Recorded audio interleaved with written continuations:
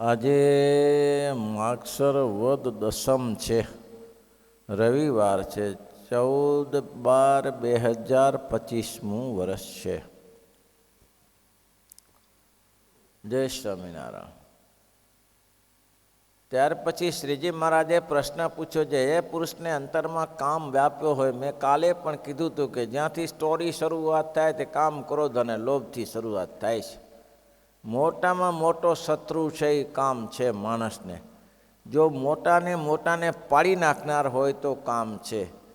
આપણે શાહબુદ્દીન ગોરી અને પૃથ્વીરાજ ચૌહાણની આ કથાઓ સાંભળીએ છીએ. દુનિયાને હંફાવનારો માણસ, 17 વાર શાહબુદ્દીન ગોરીને હંફાવનારો માણસ પોતાની મુસ્લિમ કન્યામાં આસક્ત થઈ ગયો.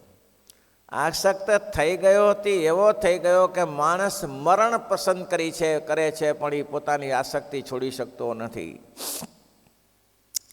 17 વાર વિજેતા બનેલો માણસ ચંદ બારોટે કહ્યું, અલ્યા ભાઈ બહારે મોઢું કાઢો પ્રભુ. પૃથ્વીરાજ ચૌહાણને કહ્યું કે તમે મોઢું કાઢો, શું દુનિયા ચાલી રહી છે એ હું તમને બતાવું. પણ મોઢું ન કાઢ્યું. સ્ત્રીએ બહાર મોઢું જોવા દીધું નહીં. એવા આસક્ત કરી નાખ્યા અને આખું ખેદાનશો મેદાન જૂનાગઢનું થઈ ગયું. અને અતિશય બાણાવળી પાછો શબ્દવેધી માણસ હતો, છતાં કંઈ કામ કર્યું? અંતે કંઈ કામ ના આવ્યું. કામાંધ પ્રકૃતિ કૃપણા ચેતના ચેતનેશુ, પ્રકૃતિ કૃપણા ચેતના ચેતનેશુ. પછી માણસને ચેતન છે કે અચેતન દેખાતું નથી. એટલા જ માટે બધી જ સ્ટોરી કામથી શરૂ થાય છે. કામ, ક્રોધ તથા લોભ, મોહૌ તિષ્ઠંતા તસ્કરા. શ્રીજી મહારાજે આ પ્રશ્ન એટલે માટે ઉઠાવ્યો કે ભાઈ તમે તમારા અંતઃકરણમાં જાણી લેજો કે જેને કામ વ્યાપ્યો હોય તે ખબર કેમ પડે? કેમ તો કે પોતે વસ્ત્ર પહેરીને બેઠો, કપડાં પહેરીને બેઠો છે, તો ઇન્દ્રિયોની જાગૃતિ એને ખબર પડતી નથી. તો ખબર કેમ પડે? ત્યારે શ્રીજી મહારાજે એનો ઉત્તર પોતે કર્યો કે ખબર તો ત્યારે પડે એની મુખાકૃતિ ઉપરથી ખબર પડી જાય. કેમ? જેમ મોઢું જોવાનું દર્પણ છે, મોઢું જોવા માટે તમારી પાસે દર્પણ છે. કહેવું ના પડે કાળો છો, ધોળો છો, ગોળો છો, કહેવું ના પડે. મોઢું જ બતાવી દે કે ભાઈ તારું આ રૂપ છે.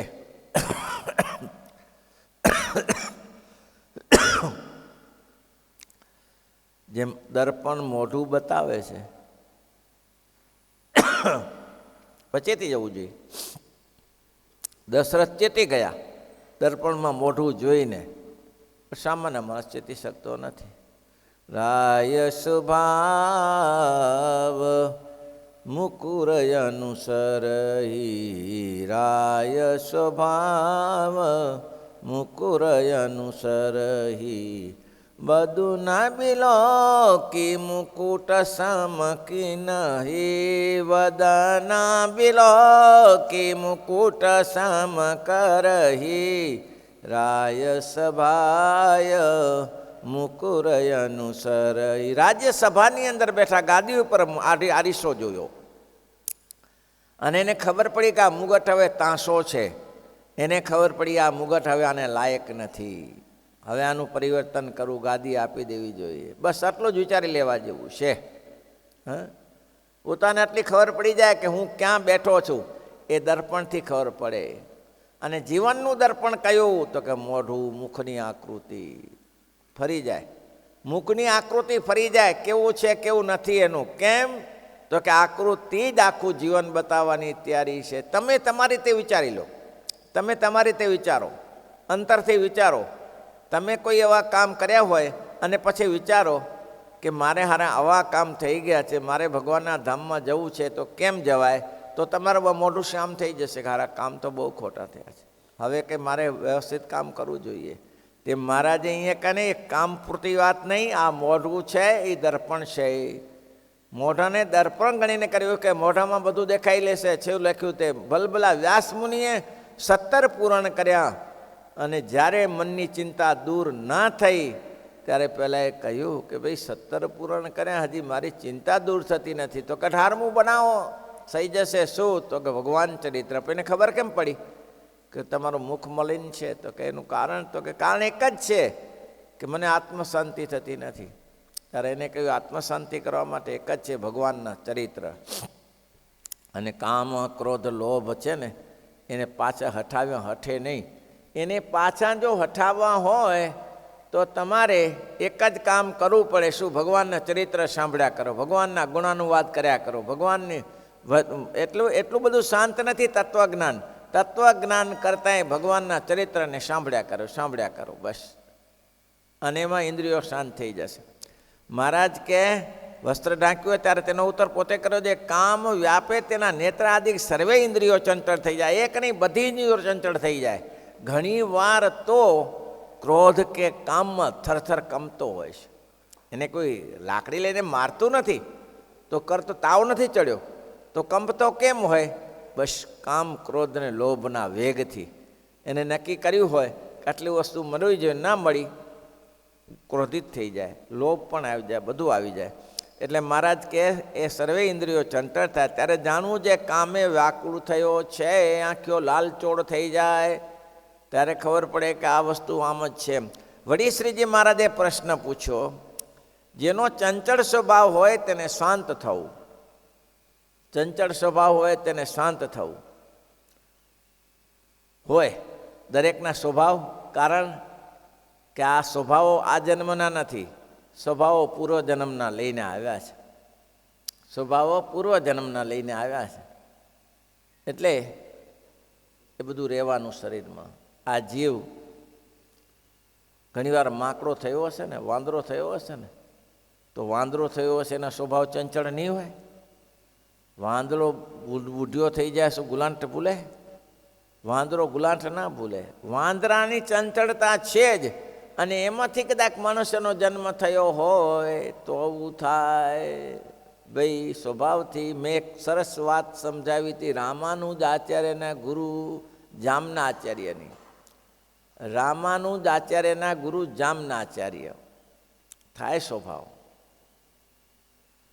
હવે રામાનુચાર્ય છે એ વિશિષ્ટ દૈતને માને, સાકારની ઉપાસના, અને જામનાચાર્ય નિરાકારવાદી. બીજા શિષ્યો તો ગુરુ કેમ કરે, ગુરુની આજ્ઞા માને. પણ રામાનુજાચાર્ય ખંડન કરે કે ગુરુજી આ વસ્તુ સિદ્ધાંત બરાબર નથી. એટલે વારઘડી ગુરુજીને સામે પ્રશ્નો થાય એટલે ગુરુજીને સહેજે ગમે નહીં. કારણ કે શિષ્યોની વચ્ચે પાછા ઘણા શિષ્યો હતા એના જામનાચાર્યના. પછી તો બીજા ગુરુ કર્યા એને.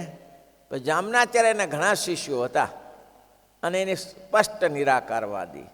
અને રામાનુજાર્ય સ્પષ્ટ સાકારવાદી. ભૂતપુરીના જન્મભૂમ ભૂતપુરીમાં.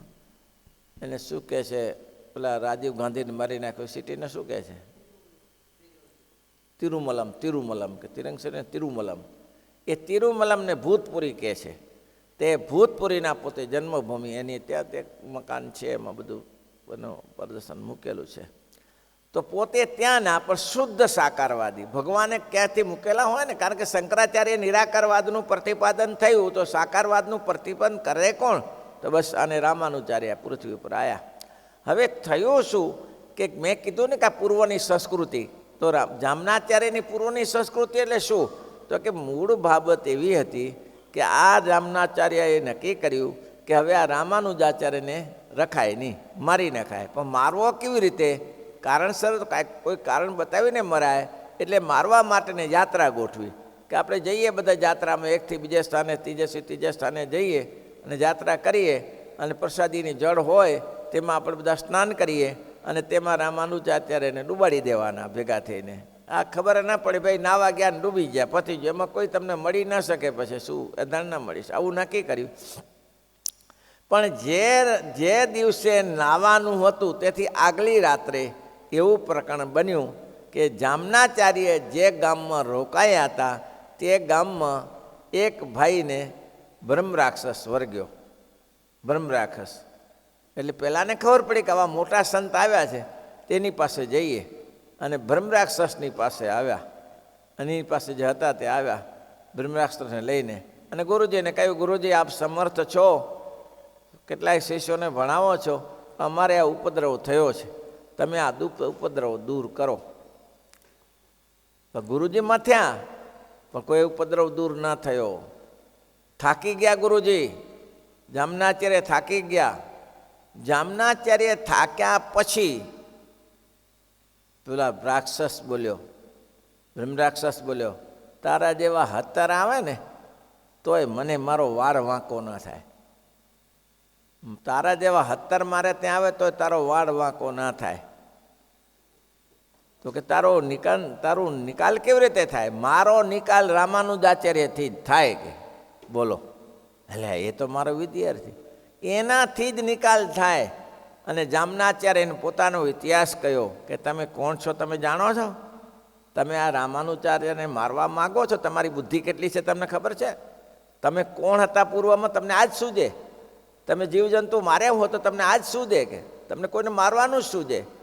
તો કે મેં આવા જીવજંતુ કેમ મારે? તો કે તમે છે ને પૂર્વ જન્મમાં ઘોનો પતિ ગોયો હતા. ગોયો સમજો છો ને? ઘોનો પતિ, ગો સમજે, ગો જાય છે સમજો છો ને? એનો ગોયો હતા. તો કે હા, પછી શું? જમુનાજીના કિનારે એક વૈષ્ણવ સંઘ ભેગો થયેલો, અને એ વૈષ્ણવ સંઘે બપોરનું ટીમણ ત્યાં કર્યું, ભોજન કર્યું, અને એનો એઠવાડ જે પડ્યો એ વૈષ્ણવનો એઠવાડ તમે ખાધો, અને એનાથી તમે અહીંયા આવ્યા છો. તમારો સ્વભાવ છોડો. વૈષ્ણવ તો સાકાર હોય છે, એનો પ્રસાદ ખાધો અને તમને બ્રાહ્મણનો જન્મ મળ્યો, છતાં તમે તમારા જીવનનો સુધારો ન કર્યો. હજી જે ગોયાના જન્મમાં જીવડાને મારવાનો સ્વભાવ હતો એ તમારો સ્વભાવ હજી એમને રહી ગયો છે. બોલો, એ મારવાનો સ્વભાવ હતો એ તારવાનો સ્વભાવ થયો નહીં, અને રામાનુજ તો તારવા માટે આવ્યો છે. અને પછી જામનાચાર્ય રામાનુજને પગે લાગ્યા. પગે લાગીને કહ્યું કે તું આજથી મારો ગુરુ. હા, આવું બને. પોતાનો સ્વભાવ કોઈક જણાવે ત્યારે ખબર પડે. તો પોતાની મેળે તો પોતાનો સ્વભાવ ક્યાંથી? ચંચળ થવું.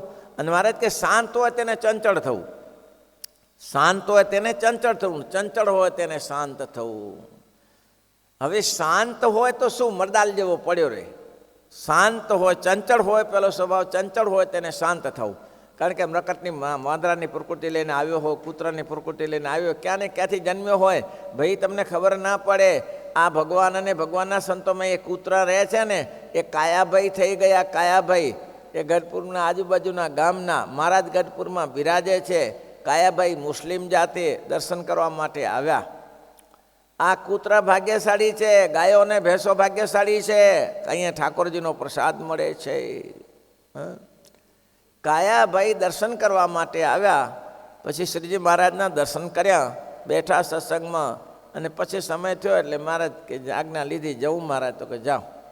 હવે મુસ્લિમ સમાજમાં બિરદાવલી એવી છે કે એ લોકો ભગવાનને પીઠ ના આપે ક્યારે. એ પાછા હટતા હટતા જ્યાં સુધી દરવાજો આવે ત્યાં સુધી જાય. એટલે કાયાભાઈ પાછા હટતા છે આગળ વધ્યા તો કૂતરું બેઠું હશે. આગળ આમ જોવાય છે તો પાછળ હતા ખબર ના પડી, કૂતરો ઉપર પડ્યા. એટલે કૂતરું ત્યાંથી ભઉં કરીને ભાગ્યું. ત્યારે કૂતરાને દંડવટ કર્યા. કૂતરાને દંડવટ કર્યા કાયાભાઈએ, મુસ્લિમ જ્ઞાતિના. ત્યારે એને કહ્યું, મહારાજ કે કોને દંડવટ કરો છો કાયાભાઈ? મહારાજ આ કૂતરાને. મારે કે કૂતરાને દંડવટ કરવાનું? મહારાજ કૂતરા તો ઘણા છે, કૂતરા ક્યાં ઓછા છે, પણ આ કૂતરું કોઈ ભાગ્યશાળી હશે કે તમારા દર્શન કરે છે, તમારી કથા સાંભળે છે. એ કંઈક દૈવી જીવ હશે ત્યારે આવું થયું હશે ને. હવે આવા જીવાત્માઓને ભગવાને પાછો સજ્જન્મ આપે. સુચિરામ શ્રીમતામ ગરે જોગ વસ્તુ બીજા સારા જન્મે. શ્રીજી મહારાજ પલંગ ઉપર સૂતા, ત્યાં એક કૂતરું આવીને સૂઈ જાય, પલંગની ઈહ ઉપર સૂઈ જાય. બોલો, મહારાજ અહીં સૂએ ને અહીંયા સૂએ.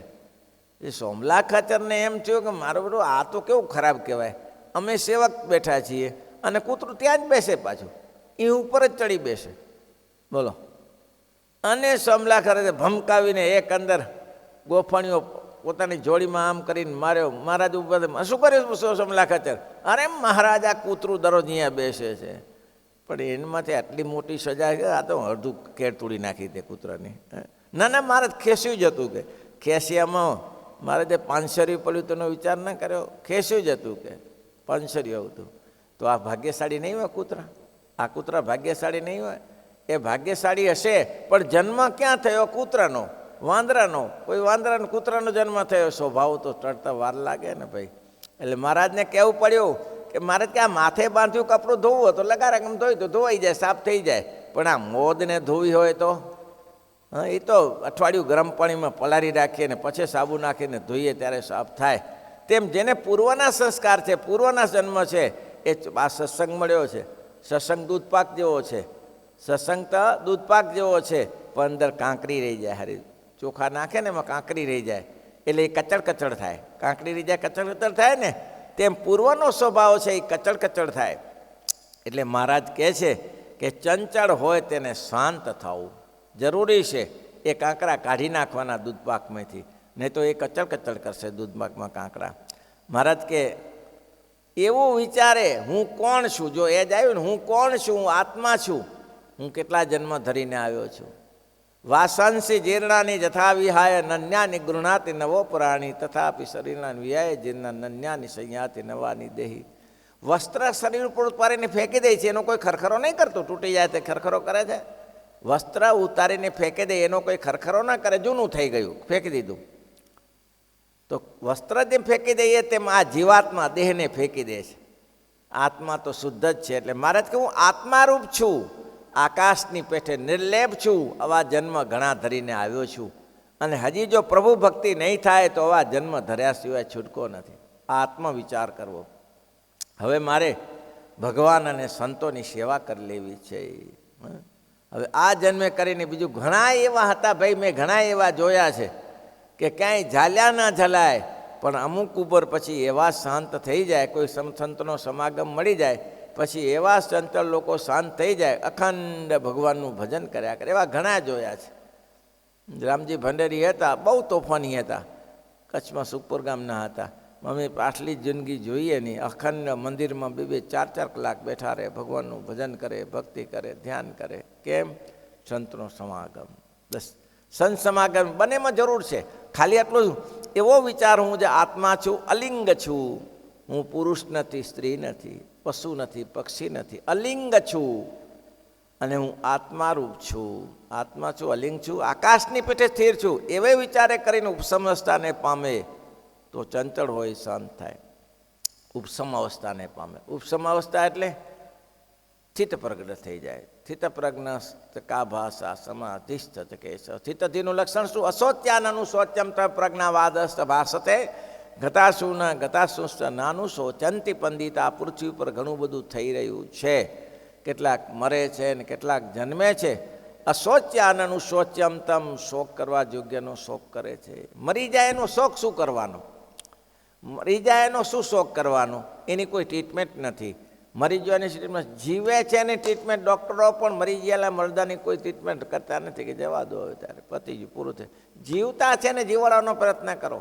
અશોચ્યાનનું શોચ્યમ તમ પ્રજ્ઞાવાદસ્તે ભાષતે. ભગવાન શ્રી કૃષ્ણે ગીત અર્જુનને કહ્યું, નહીં વિચારવાનું વિચારે છે અને વિચારવાનું વિચાર નથી. આ દાદા ભીષ્મ તને વીંધી નાખ્યો તો હજી તને ગુરુપણાની તારા દાદાપણાની ભાવના છે. એટલે આ દાદા નથી, એ સામે તારા શત્રુ છે એમ જાણીને માર. ઊભો થઈ જા. અશોચ્યાનનું શોચો. ત્યારે બસ લોક બોલે અશોચ્યાનનું શોચો તમ પ્રજ્ઞાવાદસ્થ ભાષ છે. બુદ્ધિમત્તાની વાત કરે છે કે આના કરતાં તો ભીખ માગીને ખાવું સારું, આના કરતાં તો કોઈને ચરણમાં પડ્યું. અરે એ બધી બુદ્ધિમત્તાની નહીં. આ ધર્મ યુદ્ધ છે. આ સમાજ યુદ્ધ નથી, આ ધર્મ યુદ્ધ છે. હું ધર્મનું સ્થાપન કરવા માટે આવ્યો છું, અને ધર્મ યુદ્ધમાં સજ્જન દેખાતો હશે એ પણ દુર્જન થશે. ધર્મ યુદ્ધમાં એવું થશે. આ ધર્મ યુદ્ધ ચાલે છે. કેવું ધર્મ યુદ્ધ? બસ અસુરાંશોનો નાશ કરવો અને દૈવી પુરુષોનો આ પૃથ્વી ઉપર સ્થાપન કરવું. આ ધર્મ યુદ્ધ છે. ઉડાડી દે. તું ના ઉડાડે તો ભગવાન ચક્ર લઈને તૈયાર થઈ ગયા. ચક્ર લઈને તૈયાર. ઊંધું તો હતું જ ને.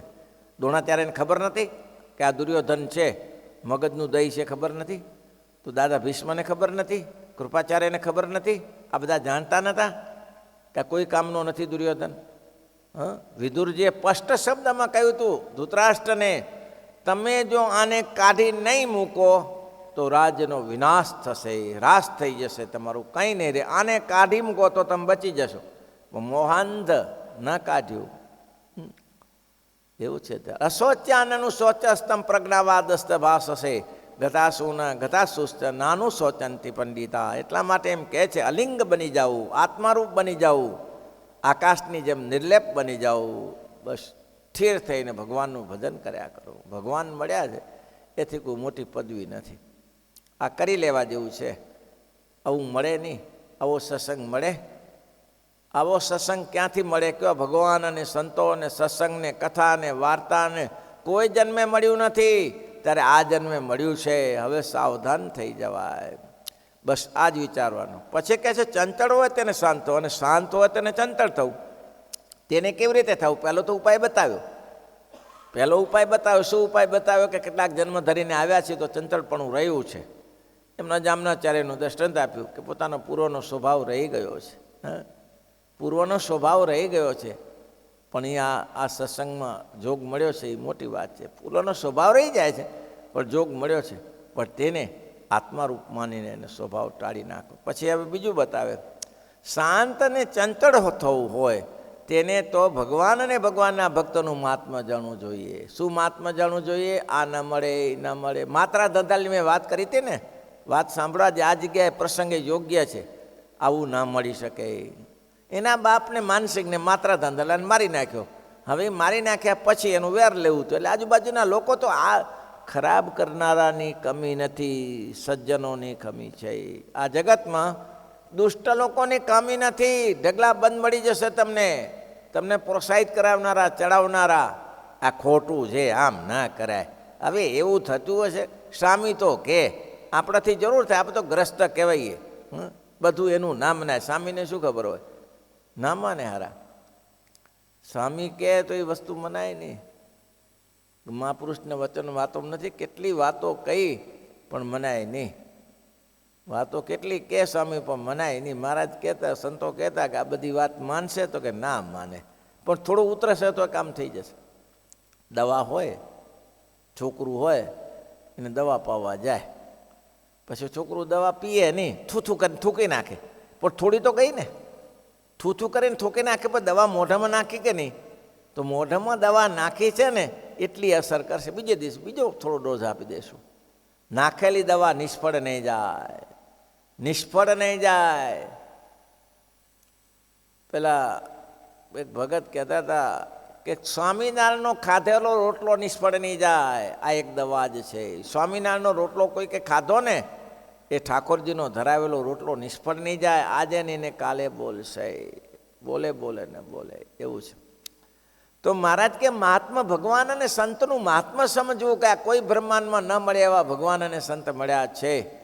માત્રા ધાંધલ પછી વેર લેવા માટે પણ એક ભગવાનના ભક્ત જુઓ ફેર કેટલો. કે મારે ડાયરેક્ટ ન જવાય, મારે મોટા સંતોને પૂછવું જોઈએ, મહારાજને પૂછવું જોઈએ. હવે એમાં બ્રહ્માનંદ સ્વામી મળ્યા અને વાત કરી કે મારે આ વેર લેવું છે. અરે માત્રા, તું વેર લેવા જઈશ તો કે આ કયા જન્મનું વેર લઈશ, કયા બાપનું વેર લઈશ? આવા તો ઘણા બાપ કર્યા છે. પછી કે માંડી વાર્યું કે સારું નહીં જવું, બેસી રહ્યા. થોડા દિવસથી પછી ઘરે તો આવવું પડે ને. પાછું ઘરે હશે બોટાદના ઘરે આવ્યા ને પાછા આજુબાજુવાળા ધક્કા મારનારા ચાલુ થઈ જાય. અરે મૂર્ખો છો, નપુંસક છો, નપુંસક. સાચા સુરારે જેનો વેરી ઘાવ વખાણે. અરે એ તો શત્રુને તો મારીને જ રહેવાય. અને વરી તૈયાર થયા પણ એક નિયમ, પૂછ્યા વગર ના જવાય, પૂછી લેવું પડે. પૂછવા ગયા, ગોપાળાન સ્વામી મળ્યા, મુક્તાન સ્વામી મળ્યા. અરે માત્રા, આ મળશે, આ મહારાજ મળશે, આ મોટા સંતો મળશે, સમાગમ થશે. અહીં રહીને સમાગમ, બાપનું વેર ભૂલી જા, ભૂલી જવાય. વળી પાછો 2-3 મહિના રહ્યો અને સત્સંગી સારો અને ઘરે આવ્યો ને પાછું ના ચાલુ થયું. પછી તો નક્કી કર્યું, સંતો કે પણ મારે આ કરવું જ છે, મારે વેર લેવું જ છે. સમાજ મને કહી છે ન જાય, મને છે ને બાપુઓ કહી જાય કે નપુંસક છો એમ. મારે જવું છે. ખખડ ધજ થઈને તૈયાર થયો, તરવાર બરબાર હથિયારો બાંધીને મહારાજ પાસે ગયા. મહારાજ કે શું માત્રા? બસ મહારાજ આ નક્કી કર્યું છે વેર લેવાનું. મહારાજ કે એ જ કરાય. બાપુએ વેર ના લીધું, જા મેળે બેસે. બાપુ તો વેર જ લેવું જોઈએ ને તારે. હા, મહારાજ સંમત થઈ ગયા. મહારાજ સંમત થઈ ગયા. મહારાજે એક કડી મૂકી દીધી. મહારાજ કે માત્રા તમારે વેર લેવા કઈ બાજુ જવું? તો કે સમાચાર મળ્યા છે કે દ્વારકા બાજુથી લૂંટારાઓ આવેલા, ઝાડપોડું આવેલા, એ બાજુ જવું છે. ઓહો હો, તો એ બાજુ જાઓ છો તો રસ્તામાં પરતભાઈનું ઘર આગતરાઈ આવે છે શિરામણ, ત્યાં કરજો ને સવારે અને થોડી વાત કરીને સારું લાગશે પર્વતભાઈને, પછી જજો તો હા એ થશે. નીકળો 15-20 જણાની ટોળકી નીકળી હો, કને મારવા ધાડપડો બધાને બાપને વેર લેવા માટે. પર્વતભાઈ મળ્યા, આ ત્યારે કયું મહાત્મા સમજ્યું. પર્વતભાઈ કે આવો માત્રા આવો. કેમ મહારાજે આજ્ઞા આપી દીધી ને? તો કે હા આપી દીધી. સારું સારું, તમારા ક્ષત્રિયોને એ જ કરાય અને આ જ કરવું પડે, નહીં તો સમાજ ફાવી જાય. હા પર્વતભાઈ સમજ થઈ ગયા. પર્વતભાઈ કે આ બધા કાફરિયાને થોડો બારે કાઢ, પછી આપણે બેસીએ. જે પાછા ભેગા આવ્યા હતા ને એ પાછા ધક્કા મારે ને પાછા ઉશ્કેરે, એટલે બારે કાઢ. બારે કાઢ્યા પછી કે માત્રા તાકાત તો જુઓ પર્વતભાઈની. માત્રા કયા બાપનું વેર લઈશ? કયા બાપનું વેર લઈશ? તો કે મારા બાપ માનસિંહનું. અચ્છા અચ્છા, મારે સામે જો એને જોયું તો સામે 50 બાપ દેખાણા. આમાંથી કયા બાપ? કૂતરોય બાપ હતો, ગધાડોય બાપ હતો, સાંઢે બાપ હતો, આંકલોય બાપ હતો. કેટલા બાપનું વેર લે? એ પૈકીને તારા બાપ છે. ઓહો હો, આ બધી હું જઈને આવ્યો છું? આ જઈ આવ્યો એટલું નહીં, આમાં તને સત્સંગ મળ્યો તો? ગધેડામાં સત્સંગ મળ્યો તો કે ના. તારા વાંદરામાં સત્સંગ મળ્યો તો કે ના. બળદમાં સત્સંગ મળ્યો તો કે ના. કૂતરામાં સત્સંગ મળ્યો તો કે ના. બાપ તો ઘણા કર્યા, પણ આમાં ક્યાંય તને સત્સંગ જેવું મળ્યું હતું? તો કે ના, ક્યાંય નથી મળ્યું. હવે આમાં આહા હા, સંતોને ભગવાન મળ્યા. મૂર્ખ થાઈશ નહીં, બાપનું વેર લેવા. આટલા બધાનું વેર લેવા જા. આટલા બાપને તું બધા મર્યા તો હશે ને ક્યાંકથી. તો કૂતરાને કોઈકે મારી નાખ્યું, ગધેડાને કોઈ મારી નાખ્યું હશે. એનું કોઈનું વેર લેવાનું તને સૂઝ્યું નહીં. તને આ માનસિંહનું વેર લે ને.